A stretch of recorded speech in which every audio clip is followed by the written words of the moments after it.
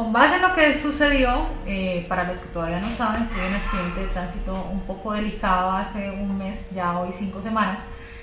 Quise hacer este video para enseñarles un poquito de mis propios aprendizajes en cuanto a los accidentes de tránsito, antes, durante y después. Entonces, el día de hoy vamos a ver las cosas a tener en cuenta en un accidente de tránsito.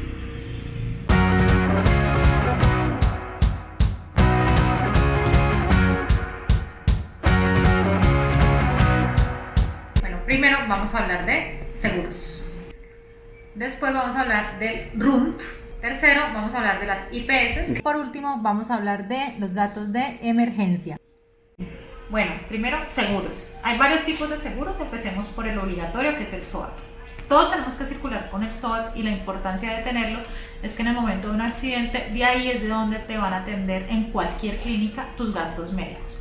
En el caso mío, yo tuve colisión con otro vehículo. Yo pensé que iban a descontar del SOAT de él, pero no. El SOAT que te atiende es tu propio SOAT. Entonces, si ambos van en vehículos, los gastos médicos los van a cargar a tu propio SOAT.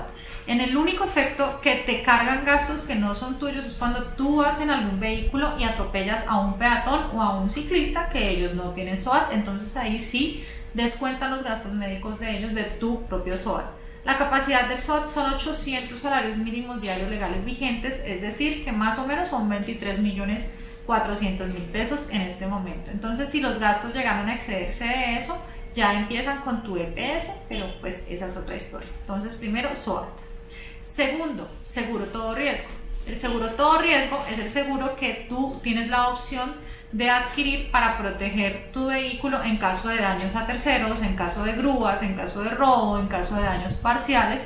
Y en el caso de un accidente, pues los daños a terceros no los paga la persona que te atropella en un efecto de una demanda, sino que para eso está esa póliza, para que ese seguro se encargue de responder por todos los daños materiales o personales que haya causado. Entonces, esos seguros, dependiendo la cilindrada de tu vehículo, pueden ser más caros o más baratos. Hay unas promociones muy chéveres y lo importante es que revisen las coberturas. Coberturas importantes a revisar: cuando estás en carretera, cuando estás de viaje, si sales del país, es una que yo reviso por viajar fuera del país, si hay traslados o no, si hay repatriación, cuánto es el monto del deducible, cuánto es el porcentaje de daños parciales, si te cubren accesorios o no. Son como algunas cosas importantes a tener en cuenta. Y el tercero, y el que me pareció más importante para mí adquirir, es el seguro mío, un seguro en vida. ¿Qué pasa si yo me accidento o si yo me enfermo gravemente estando viva y quedo viva, ¿sí? ¿Y qué va a pasar durante todo ese periodo?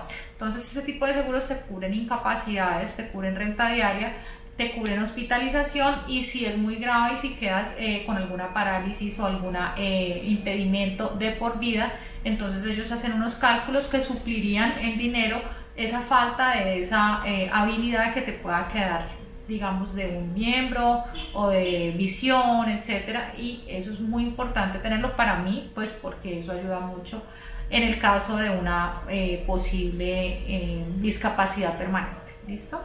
Segundo, el RUNT. ¿Por qué es importante consultar el RUNT? En esta página tú puedes consultar todos los vehículos que tengas inscritos a tu nombre en el RUNT, y ahí también puedes verificar que si tú adquiriste un seguro todo riesgo, lo hayan inscrito a tu RUNT, que si tú adquiriste el SOAT, lo hayan inscrito a tu RUNT. Es importante tener esos documentos al día. ¿Para qué? Si tú te accidentas y tú quedas inconsciente, ¿cómo se van a dar cuenta los oficiales a qué seguro cargar, a qué seguro llamar para hacerse cargo de tus pertenencias, de tu vehículo y de tus gastos médicos? Entonces, rapidito, cualquier persona se puede meter al RUNT y con el número de la cédula, con el número de la placa, tú te puedes dar cuenta a qué aseguradora está ligado el vehículo. Entonces, es una manera muy fácil para otras personas auxiliarte de una manera ágil en el caso de que tú quedes inconsciente en un accidente. Entonces, lo puedes consultar aquí y verificar que todo en la página esté en orden. ¿Ok? Tercero, IPS. No es mito urbano, no es leyenda. Todos sabemos que hay algunos convenios de algunas clínicas que les pagan a las ambulancias, a los muchachos, para que les lleven personas accidentadas. Eso es cierto. Ustedes todos tenemos derecho a que nos lleven a la clínica que nosotros queremos para nuestra atención. Entonces, si tú estás consciente, exige que te lleven a la IPS de tu preferencia.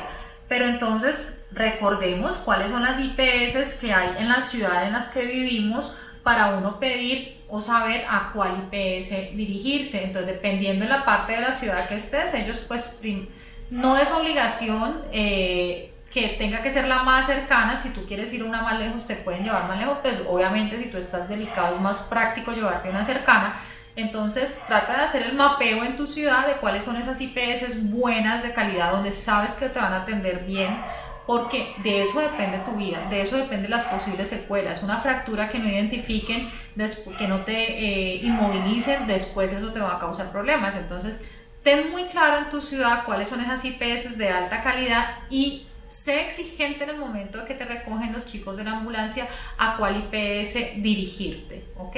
Eso es de las cosas más importantes y eso es de ley. Tú tienes derecho a ser atendido en la clínica que tú desees y todas las clínicas en el país tienen que atender accidentes de tránsito. Y por último, los datos de emergencia. No sé si se han dado cuenta que muchos deportistas y motociclistas cargamos este tipo de manillas.